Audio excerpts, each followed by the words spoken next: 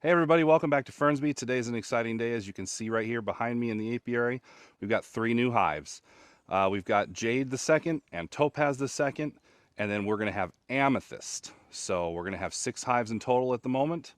Those 3 are empty, and we're going to be checking the other 3 hives, Citrine, Quartz, and Ruby, to see if they're ready to swarm. If they are, we'll be splitting. If they're not, we'll give them a little bit of food and come back in a week and see what we've got. So follow along, and we're gonna have some fun today. So it looks like all the grass is starting to come in.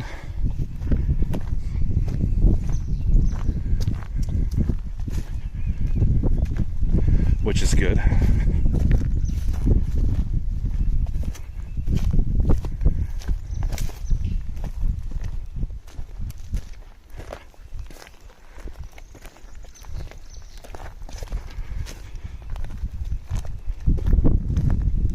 Could use some more rain. We do have some rain in the forecast coming in the next few days. But yeah, it looks like it's coming in a little bit.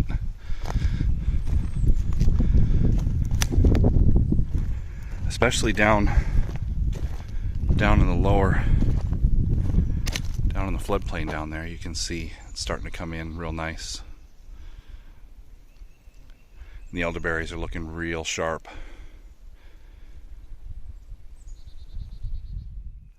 All right, so no activity at the swarm traps, and I think that might be a good sign.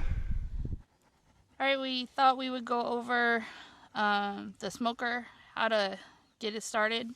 So I like to use what I find around, which is a lot of this broom's hedge, just fluffy grass. And then I go over to our wood pile and I get little sticks. I put them down in there. Those are the logs for our fire. Kindling. Yeah. And then stuff that down in there, and then I just light it. But the main ingredient in our smoker are these little smoking pellets, like for a barbecue. I think these are hickory. And I just put them in a paper bag, and then I make a burrito. And one bag's ripping. Once I get this lit, you can hear the wood crack, pop. Once it lights, then I just stuff the burrito down in there and pump on the smoker until everything starts to ignite. And that, once the little pellets light, it'll burn all day basically. Yeah, it does really well. Yep. So I try to stuff this in there tight enough so that it'll burn for a sec. And then I angle it because the fire wants to burn up. And then just try to suck the flame down in there. It goes right to the bottom. Yeah, that's the goal. So hopefully it'll catch a stick or two before it all burns out. If not, I stuff leaves or more grass down in there.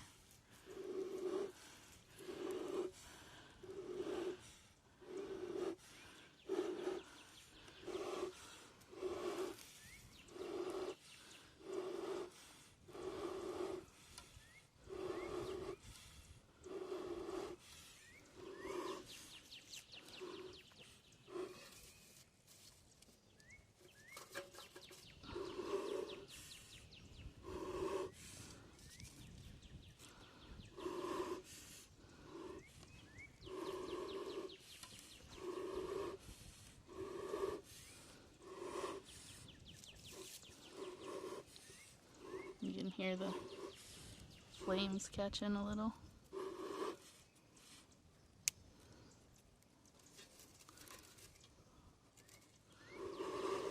Doesn't take much to get it going. No, everything is dry today, which is nice. Not when you got a super fire starter like Brittany. I'm fairly good at fire.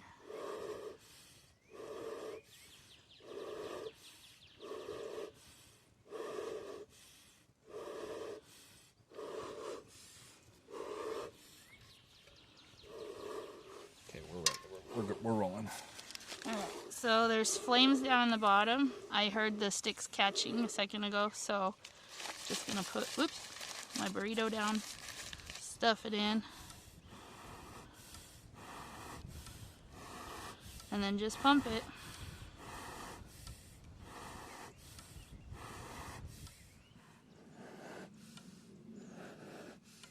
With these hickory pellets, you can smell them when they start to ignite. They smell really good. Yeah. So once it starts smelling like a barbecue, I just close the lid and we'll give it a few more puffs. But when I set this down, like when we're getting dressed here in a second with our jackets, it will stop smoking as intensely as it is, and then it just takes a couple of puffs to get it going again. But that's how we light the smoker. So depending on when we go to get our master beekeepers test and we have to light the smoker, this is pretty much going to be it, the way that we do it.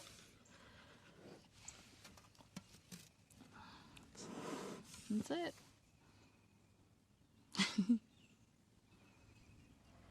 Okay, so unfortunately we didn't get a lot of footage. The camera got too hot, and we definitely need to upgrade our camera shade situation. We looked in all 3 hives.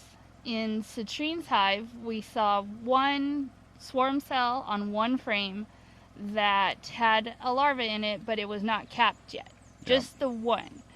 Some troubling signs in Citrine's hive were that we did not find eggs, unfortunately, or like very young larvae. I'm hoping they didn't swarm and leave the hive behind like without a lot of resources. So we opted not to split that one because we really could only see the 1 cell, and we're like, they might need it.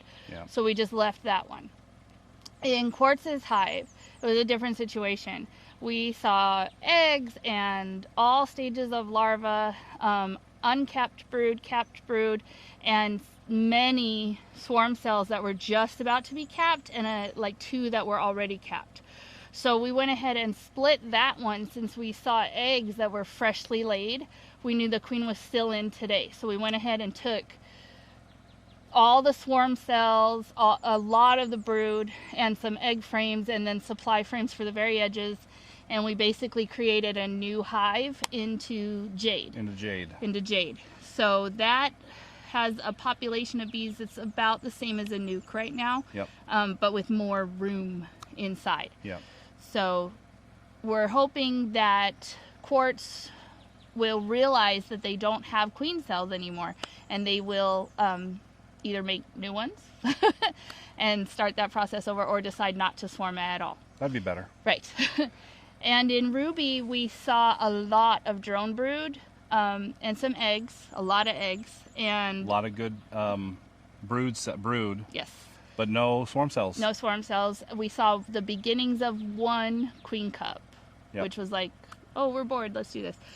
So we did see, as soon as we put the 3 new hives out there, even though there's nothing in them, immediately we started seeing a lot of investigation happening into the jade and the topaz hive. So if Quartz decides to swarm anyway, there's a very good chance that they'll just move into the topaz hive. So it'll be interesting to see what we come out to next week. Sorry we didn't get more footage. But, and we're out by the gate because the bees got mad and ran us off. Yeah, they chased us off. They would not leave us alone. Nope.